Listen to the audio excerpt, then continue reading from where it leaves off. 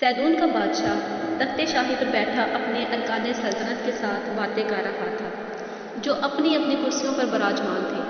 اچانک ایک دربان نے آ کر بادشاہ کو تعظیم دی اور عرض کیا، حضور، شاہ بالبک کا قاصد شرف بایابی چاہتا ہے۔ بادشاہ نے کہا کہ قاصد کو حاضر کرو۔ دربان واپس گیا اور چند لمحوں بعد بالبک کے بادشاہ کا قاصد دربار میں آ کر بادشاہ کے حضور پیش ہوا۔ اس نے ایک ہاتھ بادشاہ کی خدمت میں پیش کیا جو بالبک کے بادشاہ نے بھیجا تھا۔ سیدون کے بادشاہ نے ہاتھ پڑا، پھر قریب بیٹھی اپنی بیٹی شہزادی ایزابیل کی طرف بڑھا دیا۔ شہزادی نے بھی ہاتھ پڑا جس سے بالبک کے بادشاہ نے شہزادی سے شادی کرنے کی خواہش ظاہر کی تھی۔ شہزادی ہاتھ کا مطالعہ کرنے لگی۔ جب وہ ہاتھ پڑ چکی تو بادشاہ نے پوچھا، تمہارا کیا خیال ہے شادی کے بارے میں؟ شہزادی ایزابیل نے قدرے شرماتے ہوئے کہا، ابا حضور، مجھے انکار نہیں، لیکن میری ایک شرط ہے۔ بادشاہ نے شہزادی سے اس کی شرط پوچھی تو شہزادی نے کہا، میں چاہتی ہوں کہ جب میں بیاہ کر وہاں جاؤں تو شاہی محل میں داخل ہونے سے پہلے بال دیوتا کے ہیکل میں جا کر اسے سجدہ کروں۔ قاصد نے شہزادی کی شرط سنی تو فوراً بولا، ہمارے بادشاہ کو آپ کی ہر شرط منظور ہے۔ ٹھیک ہے، اپنے بادشاہ سے جا کر کہو کہ ہیکل تیار ہو جائے تو بارات دے کر آ جائے اور شہزادی کو بیاہ کر لے جائے۔ اس شرط کے علاوہ ہماری اور کوئی شرط نہیں۔ شہزادی کے باپ نے قاصد سے کہا۔ قاصد نے جھک کر سلام کیا اور پلٹ کر دربار سے نکل گیا۔ اس کے جانے کے بعد تمام درباری اور سلطنت کے ارکان وغیرہ بادشاہ اور شہزادی ایزابیل کو شہزادی کا رشتہ طے پا جانے کی مبارکباد دینے لگے۔ بالبک مغربی دمشق کے ایک شہر کا نام ہے۔ صدیوں پہلے حضرت موسیٰ علیہ السلام کے وفات پانے کے بعد قوم میں بنی اسرائیل مختلف قبائل میں بٹ گئی اور ہر قبیلے نے اپنی اپنی سلطنت بنا لی۔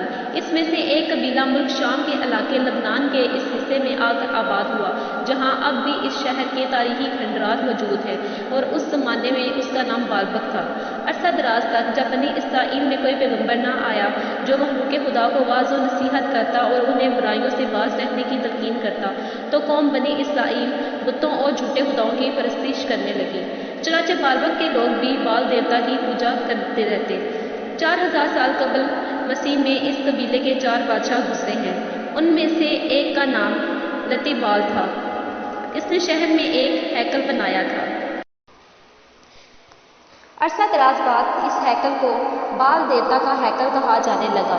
بال دیوتا کو قربانی پیش کرنے کے لیے دوسرے شہروں میں بھی عظیم الشان قربان گاہیں اور ہیکل بنائے جاتے تھے۔ پوجا کے لیے خاص قسم کے ظروف و برتن تیار کیے جاتے تھے۔ لوگ دیوتا پر خوشبوئیں چڑھاتے، بچوں اور مویشیوں کی صحت و سلامتی کے لیے قربانیاں دی جاتی اور جلائی جاتی تھیں۔ بالبک کے بادشاہ کا نام اہیب تھا۔ جب اس نے سیدون کے بادشاہ کا شہزادی ایزابیل کی شادی کے متعلق پیغام اور شہزادی کی شرط سنی تو اس شرط کو پورا کرنے کے لیے احکامات جاری کیے۔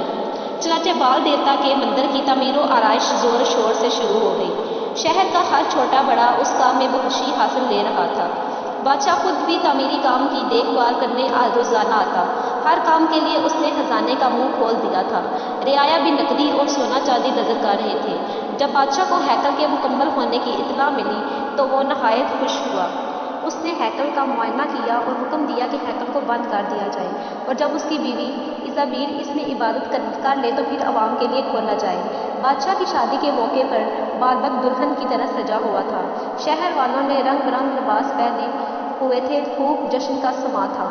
بادشاہ شہزادی ایزابیل کو بیاہ کر واپس آیا تو ہر طرف سے مبارکباد کی آوازیں آنے لگیں۔ بادشاہ اور ملکہ ہیکل کے بڑے دروازے پر پہنچے تو قفل کھولا گیا اور وہ دونوں ہیکل میں داخل ہو گئے۔ ملکہ ایزابیل بال دیوتا کے مجسمے کے آگے سجدے میں گر گئی اور کافی دیر تک دعائیں مانگنے کے بعد اٹھی۔ پھر بادشاہ اور ملکہ شاہی محل کی طرف رخصت ہوئے اور ہیکل کے اندر لوگوں کا ہجوم داخل ہو گیا۔ وہ بت کے سامنے سجدے میں گرے ہوئے تھے اور کائنات کا ذرہ ذرہ ان کی بے عقلی اور جہنم کا ایندھن بننے پر افسوس کر رہا تھا کہ وہ احمق لوگ خالق حقیقی کی بجائے اس بت کے آگے جھکے ہوئے تھے جو اپنے اوپر سے ایک مکھی بھی ہٹانے کی طاقت نہ رکھتا تھا۔ یہ گمراہ اور کافی لوگ روزانہ بال دیوتا کی پوجا کرتے تھے۔ مختلف موسموں میں بال دیوتا کی پوجا کے لیے عظیم الشان اجتماع ہوتے تھے جس میں بادشاہ اور ملکہ سمیت دوسرے امرائے سلطنت بھی شرکت کرتے تھے۔ موسم بہار میں بھی خصوصی عبادت کا انتظام کیا گیا۔ پوجا کے بعد بال دیوتا کے قدموں کے سامنے بنی ہوئی مخصوص جگہ پر تیز آگ روشن کی گئی۔ جب شعلے خوب بھڑکنے لگے تو ایک نوجوان اور اس کی بیوی اپنے چند ماہ کے معصوم بچے کے ساتھ آگ کے قریب آئے اور نوجوان نے بیوی کی گود سے بچہ لے کر آگ میں پھینک دیا۔ آگ میں گرتے ہی معصوم بچے کی دلدوز چیخ ہیکل میں گونجی اور آگ کے شعلوں نے اسے ہمیشہ کے لیے ختم کر ڈالا۔ بچے کی ماں غم سے نڈال ہو کر شوہر کے ساتھ لپٹ گئی۔ نوجوان بھی دم بخود کھڑا تھا، پھر اس کی بیوی بے ہوش ہو گئی۔ بچہ جل کر راکھ ہو گیا تو ہیکل کے کاہن نے نوجوان سے کہا، اے نوجوان، بال دیوتا کو ہمیشہ خوش رکھنے کے لیے تو نے عظیم قربانی پیش کی ہے، اب وہ تم سے کبھی ناراض نہ ہوگا، تم اور تمہاری بیوی دونوں ہمیشہ کے لیے پاک ہو گئے ہو۔ سب لوگ اسے مبارکباد دینے اور ہیکل سے باہر جانے لگے۔ آخر میں نوجوان نے اپنی بے ہوش بیوی کو اٹھایا اور گھر کی طرف چل دیا۔ گھر آ کر اس نے بیوی کے منہ پر پانی چھڑکا تو اسے ہوش آ گیا اور وہ بےتابی سے ادھر ادھر دیکھتے ہوئے بولی، میرا بچہ، میری جان کہاں ہے؟ پھر اسے بچے کی قربانی کا واقعہ یاد آ گیا اور وہ روتے ہوئے اپنے خاوند کو جھنجھوڑتے ہوئے بولی، یہ کیسا مذہب ہے، بال کیسا معبود ہے جو معصوم بچوں کی قربانی مانگتا ہے؟ اس پر وحشت طاری ہو گئی۔ خاوند اسے دلاسا دینے لگا۔ اس لڑکی کے دماغ پر اپنے لہتے جگر کی موت کا ایسا اثر ہوا کہ وہ پاگل ہو کر گلیوں میں ٹھوکریں کھانے لگی۔ ہیکل سے تھوڑی دور ایک چوک میں لوگوں کے بہت سے بڑے ہجوم میں ایک نورانی شکل کا بوڑھا چبوترے پر کھڑا باز کر رہا تھا، اے اہل بالبک، کیا تم حضرت موسیٰ علیہ السلام کی شریعت بھول گئے ہو؟ کیا تمہیں یاد نہیں رہا کہ ایک دن مرنے کے بعد تم اپنے خالق کے حضور پیش کیے جاؤ گے اور تم سے تمہارے اعمال کا حساب لیا جائے گا؟ کیا تم ان امتوں کے واقعات بھول گئے ہو جن کی بدعمالیوں کی وجہ سے ان پر اللہ کا عذاب نازل ہوا اور وہ صفحہ ہستی سے مٹا دی گئی؟ توبہ کا دروازہ ہر وقت کھلا ہے، اللہ کے حضور توبہ کرو اور اپنے کفر و شرک سے باز آ جاؤ۔ پھر اس بزرگ نے پاگل لڑکی کی طرف اشارہ کیا جو مجمع میں نظر آ رہی تھی۔ بوڑھے نے لوگوں سے کہا، اس لڑکی کی طرف دیکھو، یہ وہی ہے جس کا نونہال چند روز پہلے بال دیوتا کو خوش کرنے کے لیے زندہ جلا دیا گیا تھا۔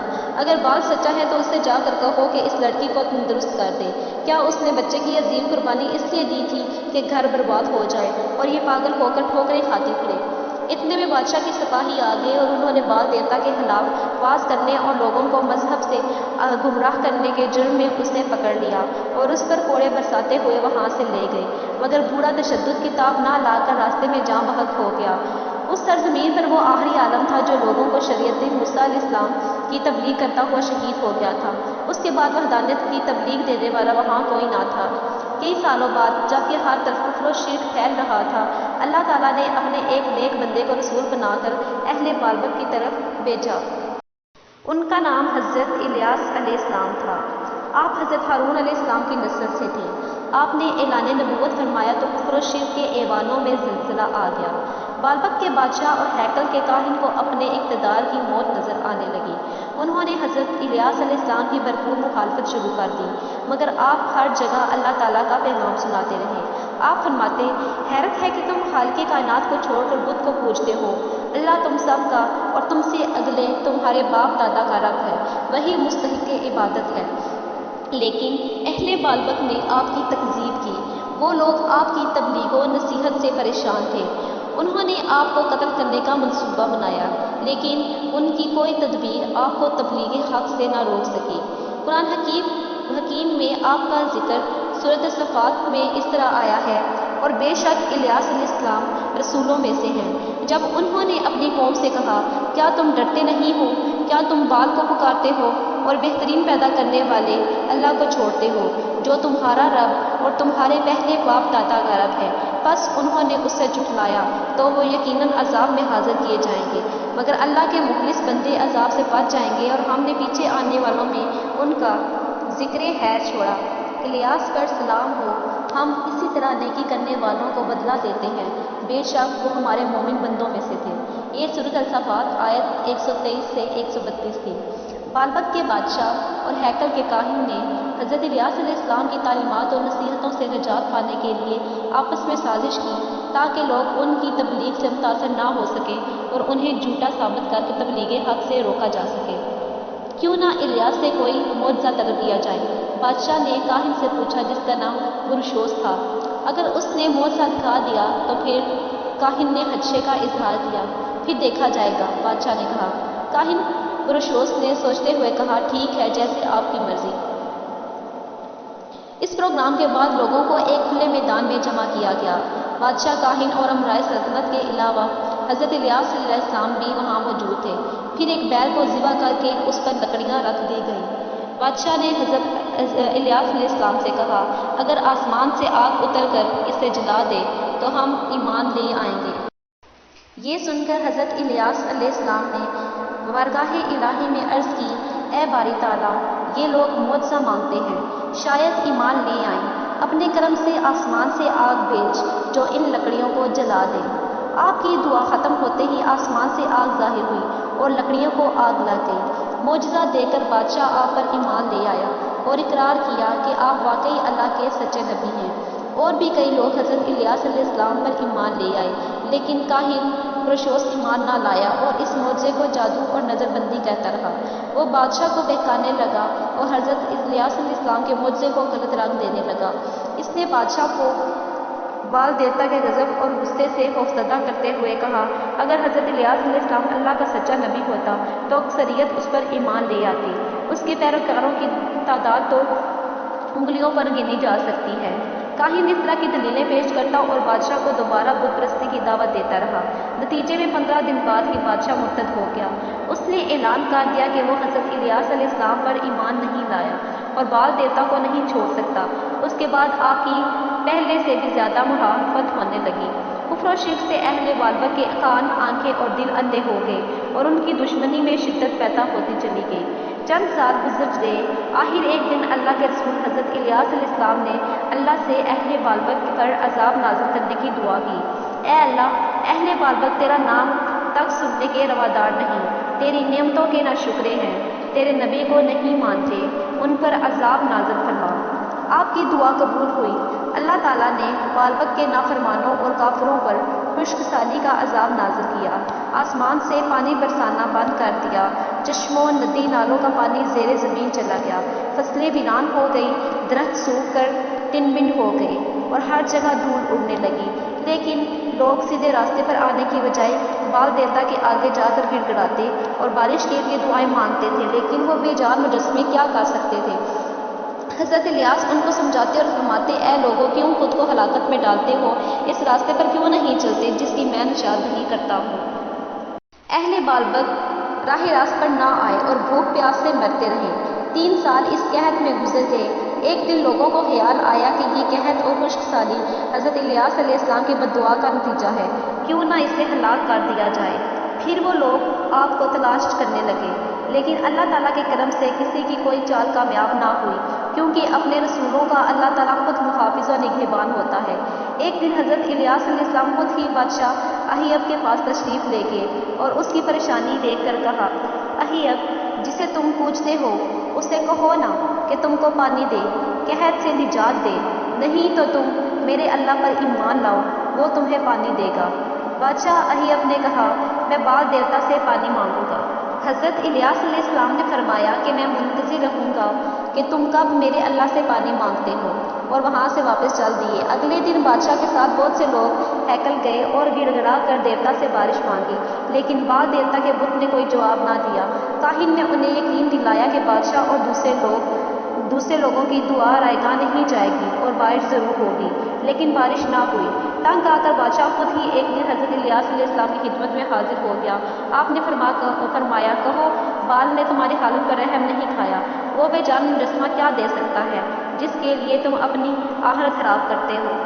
بادشاہ نے کہا، تم اپنے اللہ سے بارش کے لیے دعا کرو، بارش کے پہلے قطرے کے ساتھ ہی ہم ایمان لے آئیں گے۔ بادشاہ اور اس کے ساتھیوں نے قسمیں کھا کر یقین دلایا۔ تب آپ نے اللہ تعالیٰ سے بارش کی دعا کی۔ دعا کے بعد فوراً ہی آسمان سیاہ بادلوں سے ڈھک گیا اور دیکھتے ہی دیکھتے موسلا دھار بارش ہونے لگی۔ ہر طرف جل تھل ہو گیا اور گھاس غلہ اگنے لگی، لیکن وہ لوگ پھر بھی منکر ہو گئے اور اپنے کفر پر اڑے رہے۔ اس کے باوجود حضرت الیاس علیہ السلام تبلیغ حق کرتے رہے۔ یہ بھی کہا جاتا ہے کہ جب کافروں نے آپ کو قتل کرنے کا منصوبہ بنایا تو آپ چھپ گئے۔ آپ اپنی قوم کے بادشاہ سے 10 سال تک ایک غار میں چھپے رہے جو الدم پہاڑ کے نیچے تھا، حتیٰ کہ اللہ تعالیٰ نے بادشاہ کو ہلاک کر دیا اور اس کی جگہ کسی اور کو بادشاہ بنا دیا۔ تب حضرت الیاس علیہ السلام اس بادشاہ کے پاس آئے اور اسے توحید کی دعوت دی۔ وہ بادشاہ مسلمان ہو گیا۔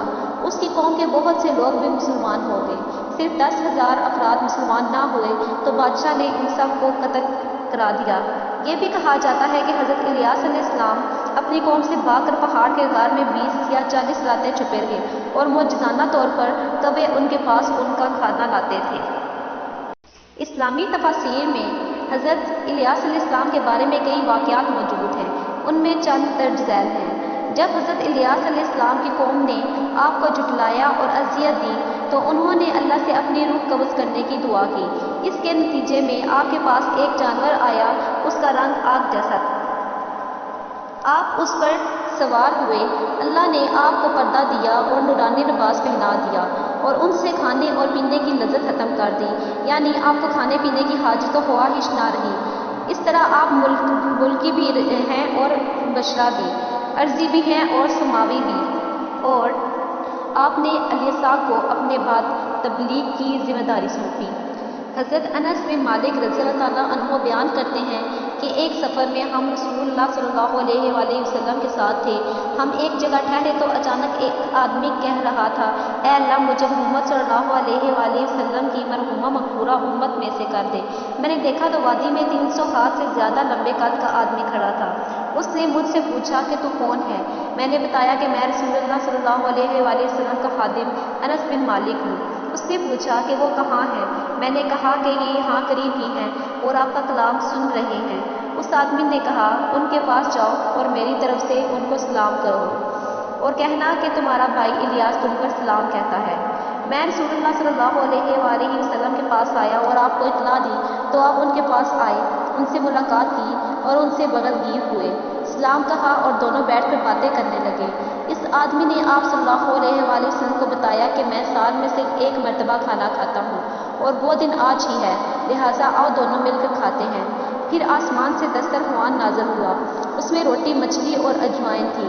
بس ان دونوں نے کھانا کھایا اور مجھے بھی کھلایا۔ پھر ہم نے عصر کی نماز ادا کی، پھر وہ ہم سے رخصت ہو گئے۔ میں نے ان کو دیکھا کہ وہ بادلوں سے گزر کر آسمان کی طرف جا رہے ہیں۔ حضرت ثابت رضی اللہ تعالیٰ عنہ بیان کرتے ہیں کہ ہم مصعب بن زبیر کے ہمراہ کوفہ کے قریب ایک جگہ پر تھے۔ میں وہاں ایک باغ میں 2 رکعت نماز ادا کرنے کے لیے داخل ہوا۔ میں نے سورۃ الغافر شروع کی، اچانک میرے پیچھے سفید خچر پر سوار ایک آدمی آیا۔ اس نے بنی لباس پہنا ہوا تھا۔ اس نے مجھ سے کہا کہ جب تو غافر الذنب کہے تو کہنا، اے توبہ قبول کرنے والے، میری توبہ قبول کر۔ جب تو شدید العقاب کہے تو کہنا، اے سزا دینے والے، مجھے سزا نہ دینا۔ جب تو ذی الطول کہے تو کہنا کہ اے کرم کرنے والے، مجھ پر اپنی رحمت کے ساتھ کرم کر۔ جب میں نے مڑ کر دیکھا تو وہاں کوئی نہ تھا۔ میں باہر نکلا اور میں نے لوگوں سے پوچھا کہ ابھی ابھی تمہارے پاس سے سفید خچر پر سوار یمنی لباس پہنے ہوئے کوئی آدمی گزرا ہے؟ انہوں نے جواب دیا کہ ہمارے پاس سے کوئی شخص نہیں گزرا۔ لوگوں کا خیال ہے کہ وہ حضرت الیاس علیہ السلام ہی تھے۔